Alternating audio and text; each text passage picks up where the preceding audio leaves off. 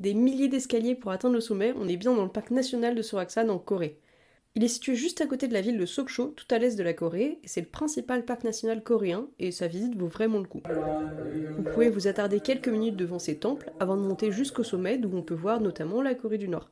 Il y a certaines randonnées qui vous emmènent aussi auprès de magnifiques chutes. Bon, par contre, attendez-vous à une nature qui est aménagée. C'est-à-dire que même pour monter 800 mètres de dénivelé, vous aurez des escaliers tout du long qui cassent les jambes. J'ai vu beaucoup de personnes arrêtées sur le bord de la route et sans possibilité de continuer, mais c'est pas difficile techniquement. Mes chaussures de marche, par exemple, elles étaient inutiles. Et tant qu'à être là-bas, ne passez pas à côté de Sokcho, cette ville du bout du monde aux énormes vagues, et c'est de là que partent les ferries pour Vladivostok en Russie.